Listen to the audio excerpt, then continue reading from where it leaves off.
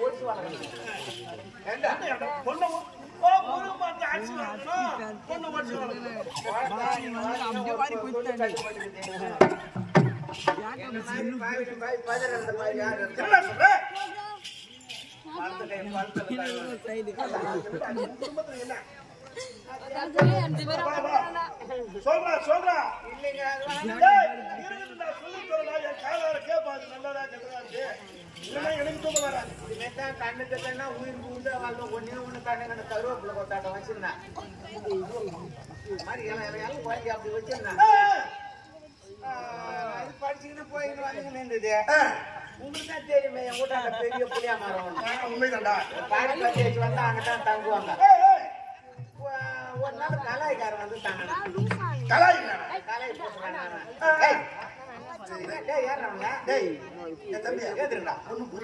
என்ன சொல்றேன் என்ன பதில் சொல்றது தெரியல கலாய்க்காரன் வந்து அங்க தங்கினான் ஊர் உள்ள போய் பாத்திரமா வாங்கி அடுத்து கலாய் போட்டு கொடுக்குறது என்ன சொல்ற என்னடா பண்ணிக்கிறீங்க நீங்க பேசுறது கேட்கறது அவரு பேசுறது கேட்கறது எனக்கு புரியல ஊர்ல போய் பாத்திரம் வாங்கி அடுத்து கலாய் வச்சு போய் போட்டு கொடுக்குறது சரியான தொழில் செய்யறான் மீதி இன்னைக்கு வேலை செய்யறான்னா மீதி போச்சுன்னா அது எங்க தென்னை மேல தான் மூடை கட்டி போட்டு வச்சுமா காலையில வந்து போடுவான். சரிண்ணா. வேலை நல்ல பையன் அறியாத பையன் வேலை நல்லா சுத்தமா செய்யறான். வேலை நல்லா நிறைய இருக்கு. நிறைய பாத்திரம் சேர்ந்து போச்சு. நம்ம தென்னை மேல வைக்கிறது இப்ப கலாய் பூசத்து. நான் இங்க அரசாங்கத்துல இருந்து போனேன். என் பொண்ணு கேட்டுது எப்பப்பா கலாய் நல்லா பூசுறாருப்பா நம்ம சாமான கொண்டு காமிக்கிட்டா பாச்சு. நம்ம தாண்டா குண்டா அடுக்கு சட்டி இதெல்லாம் வாங்கி கல்யாணத்துக்கு எடுத்து வச்சுக்கிறோம் குழந்தைக்கு. நம்ம சாமான எடுத்து போய் காட்டுறோம். வேற மாதிரியே மனசுல வேணும். சரி சொல்லு வேற சொல்லு. அதான் நீங்க எடுத்து வச்சுக்கிறியப்பா பாத்துறங்க அது கொஞ்சம் குடுக்கிட்டா பாட்டு. நம்ம இங்கதான் கலாய் பூசுறா நம்ம தென்னை மேல தான் நம்ம வச்சுட்டு போறான்.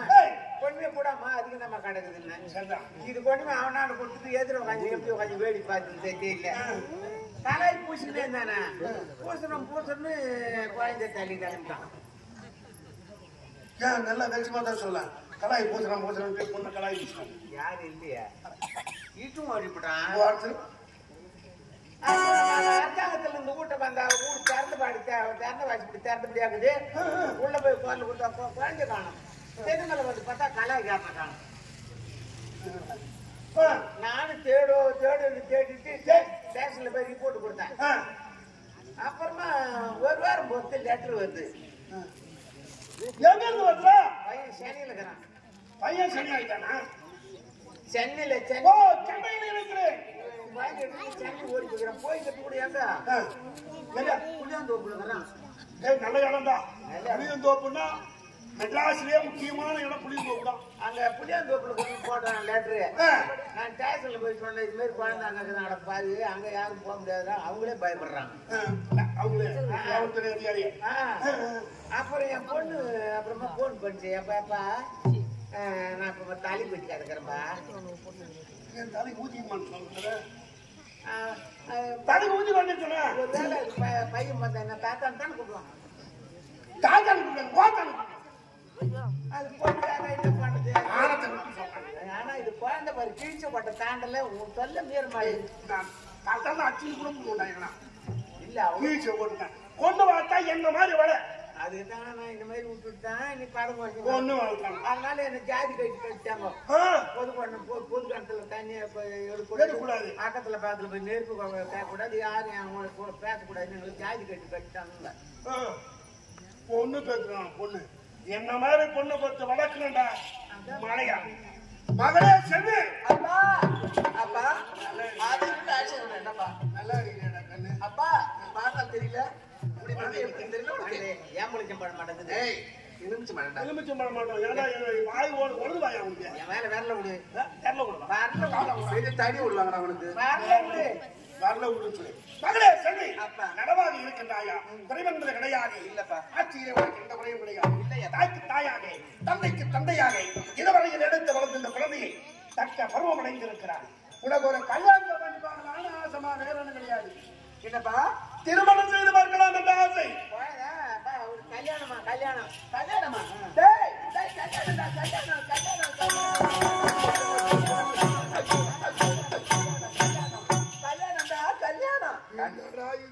கண்ணுக்குட்டி சனிக்கு வந்துட்டு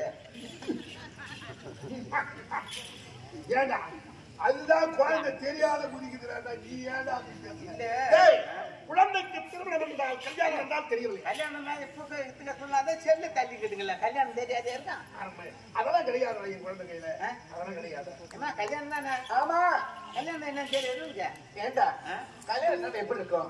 பத்திரிக்கை அடிச்சு பல பேரை வர வச்சு அந்த நம்ம சொல்லி ஐந்து தாலி வயல கொடுப்பாரு. நீ பொண்ணு அவன் கழுத்துல கழிச்சணும்.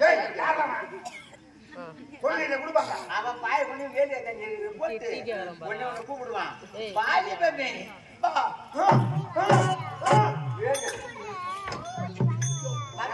வந்த ஜனம் கச்ச கச்ச கச்ச மாறுகானல டேர ஆட்டுக்கிறாங்க. என்ன பண்ணுது? தெரியவில்லையா? தெரியல. இல்லற வாழ்க்கை இல்லற வாழ்க்கை.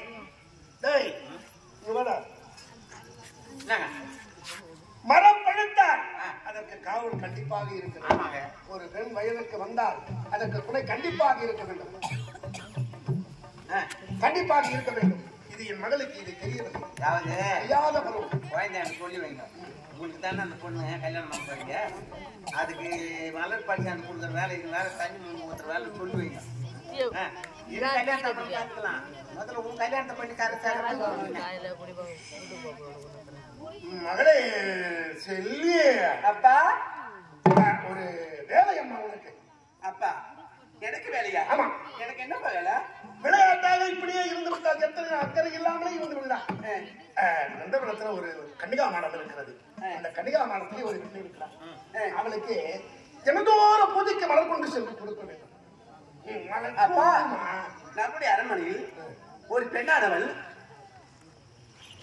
48 நாள் கௌரி பூஜை இருக்கிறார்கள். அந்த 44 கௌரி பூஜைக்கு நம்ம அரண்மனை கொண்டு வரணும். மலர் பாருங்களப்பா, என்னப்பா இது? நம்முடைய அரண்மனையில் எத்தனையோ பணிப்பெண்கள் இருக்காங்க. நான் காலையில் வேலை கையால செஞ்சுக்கோங்க. அவங்களுக்கு நான் பணி வேலை நான் செய்ய வேண்டுமா? என் குழந்தை நல்லா கேக்குது. என்னதான் இருந்தாலும் நான் கொத்தவனின் குழந்தை அல்லவா? உற்றவள் மற்றவனுக்கு போய் பணி செய்யலாமா? இல்ல என் பொண்ணு கேள்வி. மகளே, அப்பா பூஜைக்கு மலர் கொண்டு கொடுப்பதும் ஒரு புண்ணியம் அல்லவா? அப்படியா? அந்த புண்ணியத்தை நாம் தேடிக்கொள்ள வேண்டும். அதனால உங்க கூட ஏன்னா ஒரு சின்ன பசங்க சின்ன பசங்க இல்ல, நான் கோயில் தட்டு போட்டேன். எப்ப எப்பன்னு இருக்கீங்க குடும்பத்துல கோலம் ஓடுறதுக்கு? இல்ல, எத்தனை பேர் இருக்கீங்க? மலர் பரிசு வர கோயில கூட என்ன பாருங்க.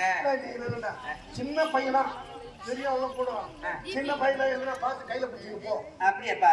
கையில பிடிச்சிருவோம். அப்பா சின்ன பையனா தான் கேக்குது. அதுவும் என்னடா கூட இட்டு பாத்துமா. இத பாருங்களப்பா, நீங்கள் கூறிய பிரகாரம் அந்த மலரை நான் கொண்டு வந்து அப்படியா? அப்படியே ஆகட்டும்ப்பா. என் குழந்தை பார்த்தாயா? தும்புறா என் தும்பல் நல்ல ராசிக்கு. என்ன தும்புறியா? தும்பல் மங்களமாக தூரம் போய் ஆளை கட்ட தண்ணி கலக்க குழந்தை கடி பயணம். அந்த பாவிய என் குழந்தைய பயணம் அனுப்புறதுலே இல்லையா? மலர் கொண்டு வர. அது சரி அப்பா. தந்தையின் கட்டளை என்றா நான் மலர் சொல்ல வேண்டும். மலர்ல வர வேண்டும். 6 மலர் சொல்ல வேண்டும். பூஜை பண்ண வேண்டும். ஆமா. மகள் சென்று வரும் வரை காவலி டாக்டர் போய் மட்டுமா ஏடா அண்ணி பாத்தியாடா பாத்தியா கூறிய பிரகாரம் இப்போது என்ன செய்ய வேண்டும்? மலர் சொல்ல வேண்டும். மலர்ல வைக்க வேண்டும். 6 மலர் வேண்டும். பூஜை கொடுக்க வேண்டும். இந்த வடத்தை பார்த்தாயா? டேய் தானாக பூஜை செய்யணும். மல்லி, முல்லை, இருவாச்சி, மந்தாரை, கோங்கி என்னடா? அதான் குண்டு மல்லி. ஆமா. செண்டு மல்லி, அடுக்கு மல்லி, ஊசி மல்லி, ஜாதி மல்லி. அப்படியே பூச்சி மாடை கட்டிக்கிறாங்களா? அப்படி தள்ளி போய் பாரு பூரா தரமல்லி. தரமல்லியா? ஏண்டா தரமல்லி சொல்றீங்க? அந்த தரமல்லி எப்படி இருக்கும்? ஐயோ, அது வாசனை எப்போ இருக்கு? எப்போ ஒரு மாசம் பல பல பல பல நாட்டு தோறு தூட்டு போட்டு குடுக்குறா முழு ஒரே வாசனையா இருக்கும். சொல்ற? ஐயோ, அப்படி போய் இந்த கில்ல தேய்ச்சி கழுவ வாசனையே போக மாட்டேன். ஏண்டா அண்ணி அப்படி என்றால் அந்த மலரை நீ பறிக்க பறிக்க முடியாது. சிக்ஷா மாதிரி அப்படியே வாங்கி பாய்ச்சி பூச்சி பண்ணிட்டான். என்னடா அவ்வளவு வாசனை அந்த பூ. அவ்வளவு வாசனை. சைபரப்படி இருந்தாலும் என்னுடைய மனசு ஏண்டா நான் தூங்கியே நாளானது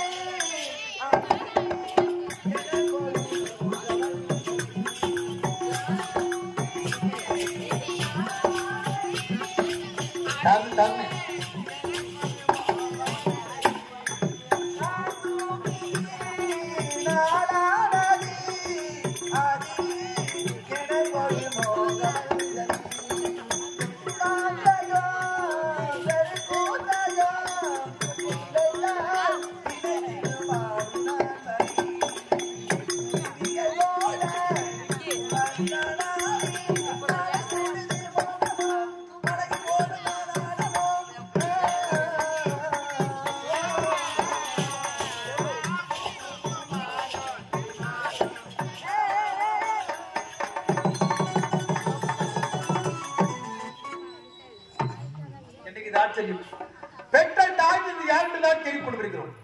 ஒவ்வொரு ஊராக வந்து கொண்டிருக்கிறோம். இதுவரையிலும் என்னை பெற்ற தாய்க்குள்ளே பார்க்க முடியவில்லை. சரி, இன்னும் சற்று தொலைவு சென்றால் ஏதாவது ஒரு முடிவு கிடைக்கும். சரி.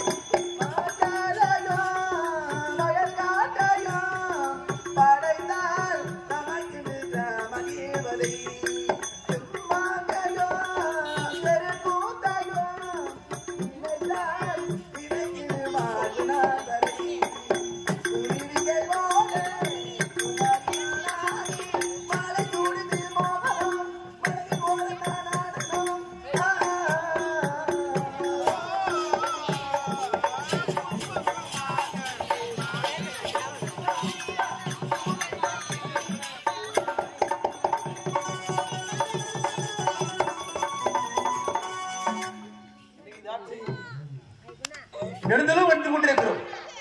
யாரும் இதுவரை கண்களில் புலப்படவில்லை. அது அழகான ஒற்றை பாதை தெரிகிறது. அந்த வழியாக சென்று பார்ப்போம்.